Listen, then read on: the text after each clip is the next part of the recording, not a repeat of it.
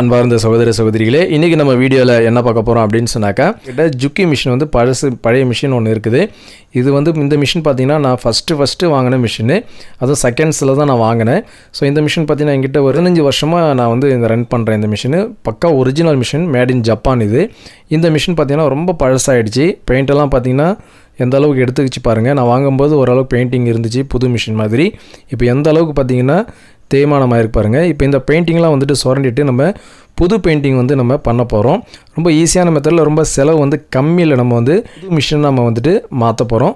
அது எப்படின்றதான் இந்த வீடியோவில் நம்ம பார்க்க போகிறோம். வாங்க இப்போ நம்ம வீடியோக்குள்ளே போயிடலாம்.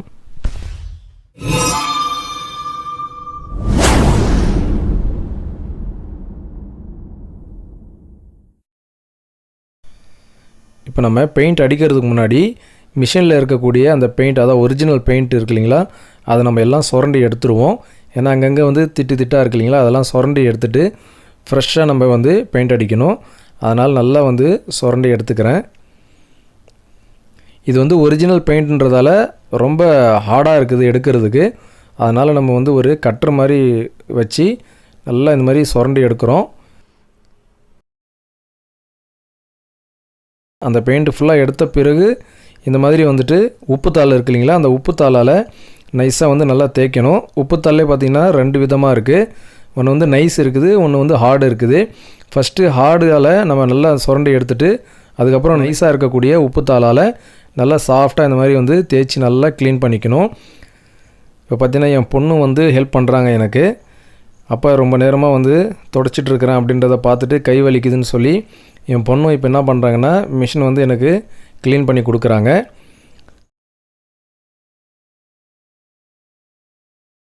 இப்போ ஃபுல்லாக பார்த்திங்கன்னா நம்ம க்ளீன் பண்ணிட்டோம். இப்போ நெக்ஸ்ட்டு வந்து இப்போ எங்கெல்லாம் வந்து பெயிண்ட் வந்து படக்கூடாதோ அந்த இடத்துலலாம் இந்த மாதிரி ஒயிட் கலர் டேப்பால் நம்ம வந்துட்டு ஒட்டிக்க போகிறோம். இப்போ இந்த பிளேட்லலாம் பார்த்திங்கன்னா பெயிண்ட்டு ஒட்டிச்சுன்னா நல்லா இருக்காது. அதனால் வந்துட்டு இந்த பிளேட்டில் ஒயிட் கலர் டேப் வந்து நம்ம அடிக்கிறோம், அதாவது செல்லோ டேப் வந்து அடிச்சிக்கிறோம். அதே மாதிரி அந்த பல் செட் இருக்கு இல்லைங்களா, அது ஃபுல்லாகவே வந்துட்டு நம்ம டேப் அடிச்சிடணும். இது ஃபுல்லாகவே நம்ம டேப் அடிச்சிட்டோம். நல்லா கரெக்டாக டேப் அடிச்சுட்டு அந்த ஷேப்புக்கு தகுந்த மாதிரி நம்ம இந்த மாதிரி கட்டரால் கட் பண்ணிக்கணும்.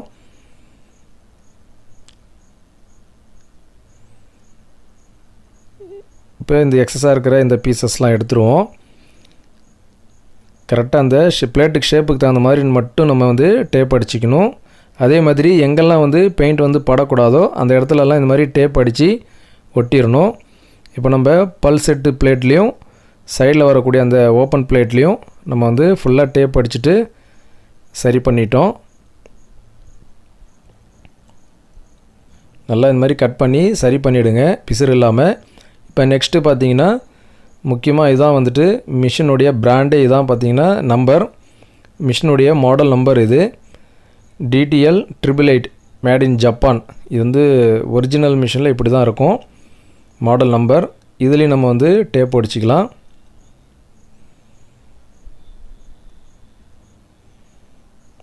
கரெக்டாக அந்த பிளேட்டுக்கு தகுந்த மாதிரி நம்ம டேப் அடிச்சுட்டு மீதி இருக்கிற பீஸ் வந்து கட் பண்ணிவிடுவோம்.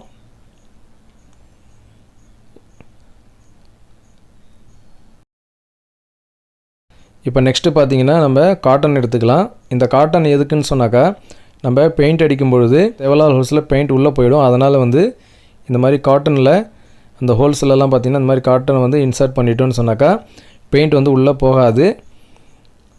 அதனால் இந்த மாதிரி நல்லா காட்டன் வந்துட்டு ஃபிக்ஸ் பண்ணிவிடுங்க. அதே மாதிரி மேலே பார்த்திங்கன்னா 3 ஹோல்ஸ் இருக்குது. அதுலேயும் நம்ம இந்த மாதிரி காட்டனை வந்து நல்லா துருத்தி வச்சுருவோம். இப்போ இன்னொரு ஹோல்ஸ் இருக்குது, அதுலேயும் நம்ம வச்சிடலாம். அதே மாதிரி பார்த்திங்கன்னா ஊசி உலக்க இருக்கு இல்லைங்களா, அந்த ஹோல்லையும் நம்ம வந்துட்டு இந்த மாதிரி நல்லா துருத்தி விட்டுருவோம்.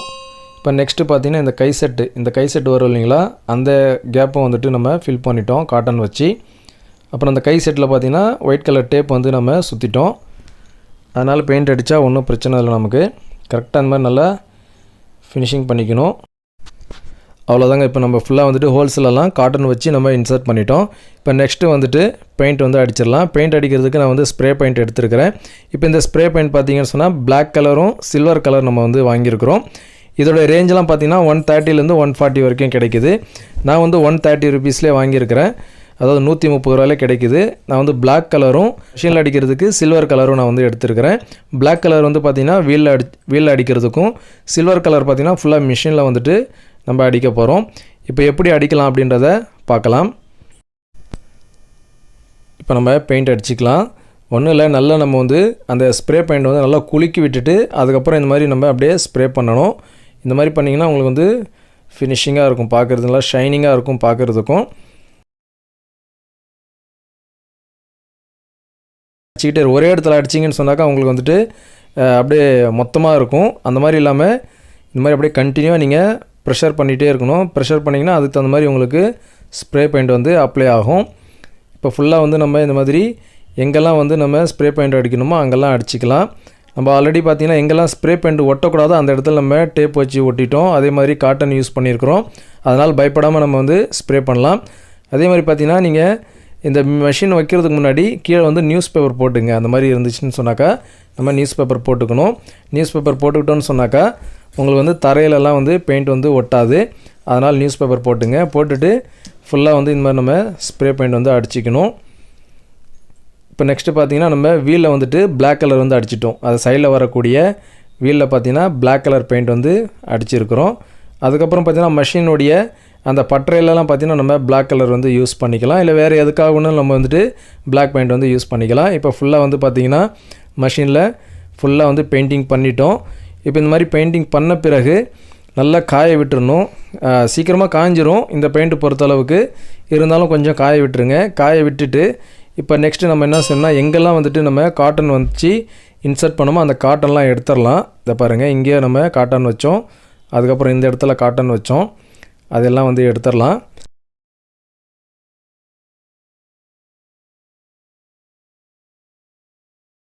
இப்போ நெக்ஸ்ட்டு பார்த்தீங்கன்னா இந்த கை செட்டு இருக்குது இல்லைங்களா, அந்த ஹோலில் இருக்கக்கூடிய இந்த காட்டன்லாம் எடுத்துருவோம். இது வந்து பெயிண்ட் அடித்ததால் நல்லா வந்துட்டு ஜாம் ஆகிருக்கு, பிடிச்சி இழுத்துடலாம். இப்போ நெக்ஸ்ட்டு பார்த்திங்கன்னா இந்த கை செட்டில் வந்துட்டு டேப் அடிச்சிடணும். அந்த டேப்பையும் நம்ம வந்து கட் பண்ணி எடுத்துடலாம், வரமாட்டேங்குது. இப்போ கட் பண்ணிவிடுவோம். கட் பண்ணி எடுத்துட்டோம். இப்போ இங்கெல்லாம் பார்த்திங்கன்னா பெயிண்ட் வந்து ஒட்டலை. இப்போ நெக்ஸ்ட்டு பார்த்திங்க அப்படின்னு சொன்னாக்கா இந்த இடத்துல நம்ம டேப் அடித்தோம் இல்லைங்களா, அந்த டேப்பையும் வந்து எடுத்துருவோம்.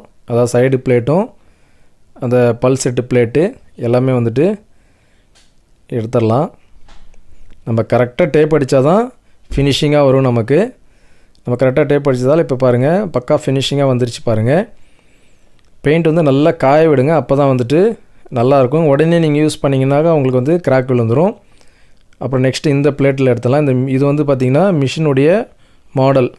இது வந்து ஒரிஜினல் ஜப்பான் மிஷினு, ஒரிஜினல் ஜுக்கி. இது DTL 888 ஜப்பான் மேக்கு, நல்ல மிஷினுங்க. இப்போ பார்த்தீங்கன்னா ஃபுல் ஃபினிஷிங் ஆகிடுச்சு பாருங்கள். மிஷின் பார்க்குறதுக்கே பக்கவாக இருக்குது பாருங்கள்.